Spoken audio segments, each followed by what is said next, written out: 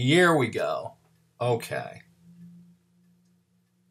So this little piece of video goes on for a bit, but what you're looking at right now is the birth of the Hypercube.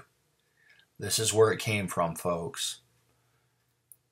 You have seen this in multiple episodes. I can't tell you the number of times we've reused this little bit of experimentation for things. And basically what this is, we had, I believe at the time, we had this high 8 camcorder, which Panda purchased. And what he's done here is we had this little TV that we watched and we did everything on. And he had the TV act as a monitor. He plugged the camera directly into the television, and what you're looking at is the TV image of the camera feeding back on itself, and has kind of like the effects of you'll tell two friends and they'll tell two friends, and so on and so on and so on, and it bounces jollily away, kind of like a big space accordion. You see the can kind of make out we're obviously in a negative image. You can kind of see some VHS tapes piled on top of the TV. You can see a white zombie poster in the background. And this is another one. I was, extolling the virtues of the Amiga toaster. This is one of those that we fed through the toaster a lot.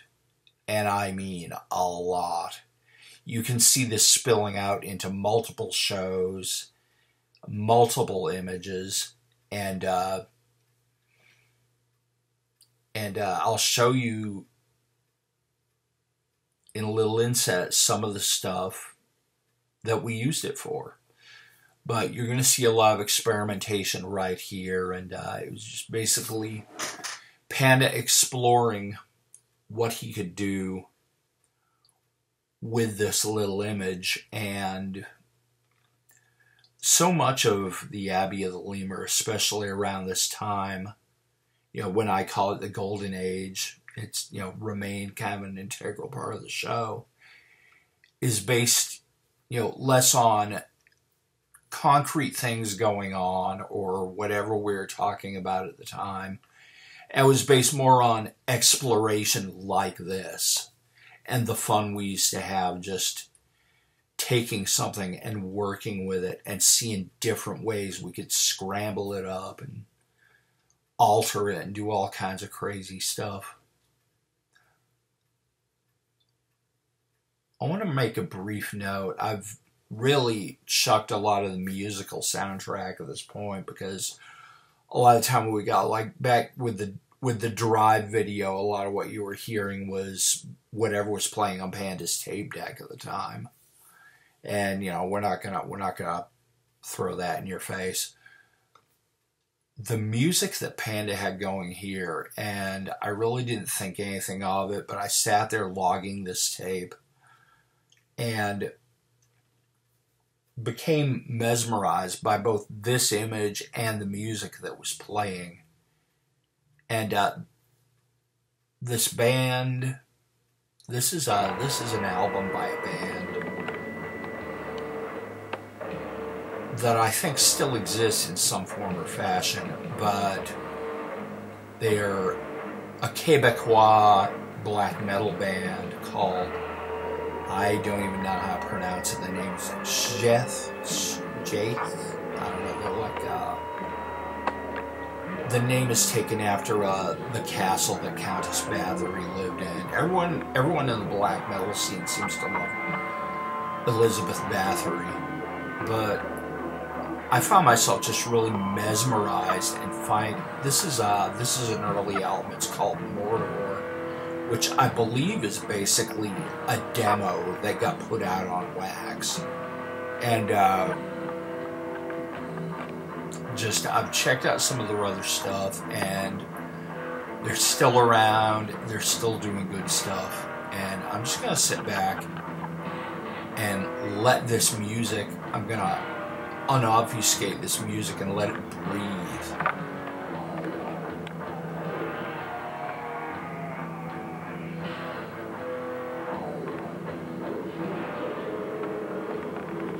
This is beautiful stuff, and I can't go too crazy on it, but kind of ambient black metal, which I was not big into black metal at that time.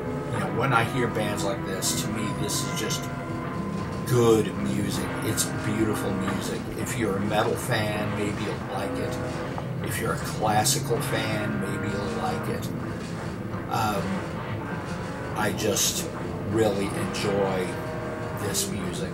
I really enjoy this band, and given my platform of choice at this time, it's like I cannot do commercials for this artist or these records.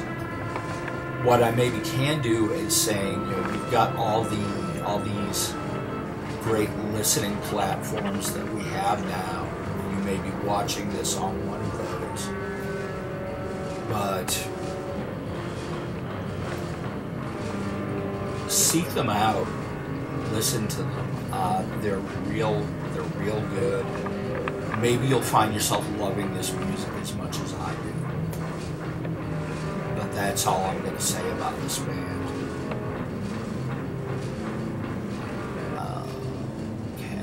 Here we're using a posterized effect. There were a lot of in-camera effects on the high A that we like to play around with, especially when you think of like how we're messing things up and using all kinds of effects through the editor. We were doing effects on top of effects on top of effects. We'd use effects. We'd use these in-camera effects, and then we'd layer other effects on top of them. And then we'd layer the tapes onto one another through the toaster. And that's a posterized effect. I think earlier we saw just a second of sepia tone. Sepia is not going to look real good with this kind of video. But you can see just various moments where we may have been using these effects throughout our run. Like you may have seen this image pop up somewhere. There will be others that you surely will have seen. And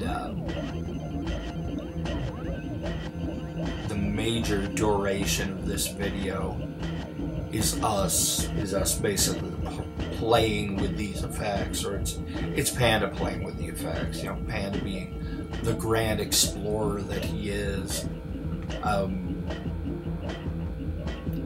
did some fantastic, kind of masterful video. A lot of folks don't realize just the amount of painstaking work that went into some of these videos that we produced this time. And it's because I'll chiefly attribute that to Panda, because he had this incredible knack of going over and trying different combinations and mixing this stuff up in different ways until he finally hit it in a way that he thought was pleasing. And he'd kind of bring me on for a second opinion. I would frequently just be like, duh. I'd have my brain melting from sleep deprivation or wherever, and I'd just be like, duh, yeah, it looks pretty interesting, and, you know, fat lot of help that was, but it was did everything we could in this respect to just create a friggin' onslaught. And we just wanted to fry people's senses with these pieces of video.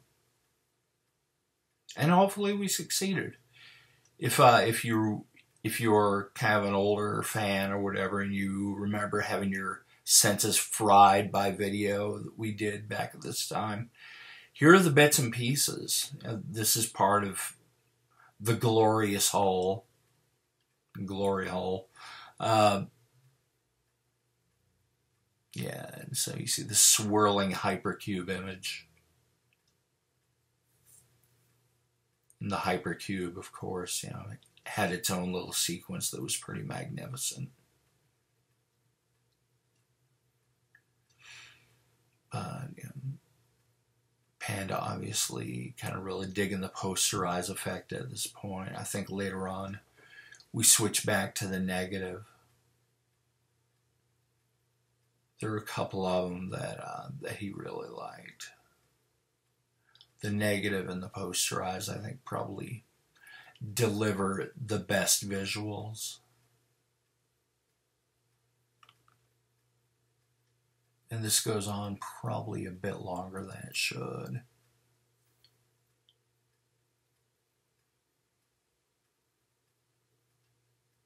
But we'll give it a stretch, I don't know.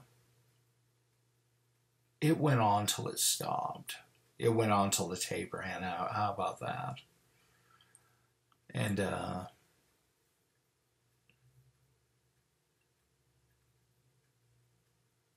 this will be our last segment for the night. And I hope you all enjoy the little look at. A little look at, which is going to be going on for a bit.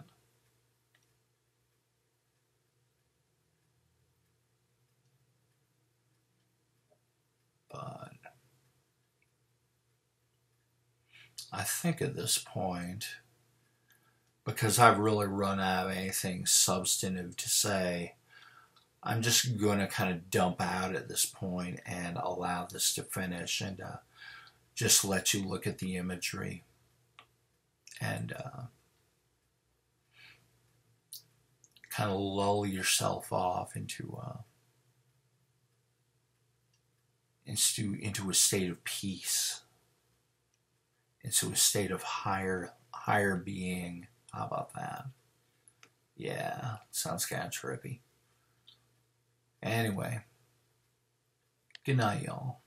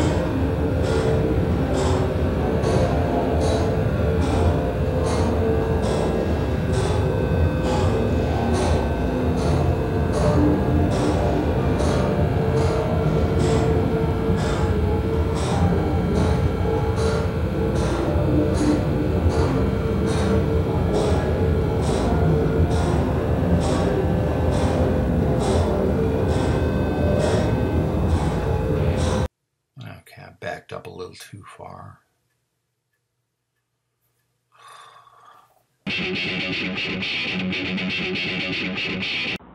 The ways of the lemur.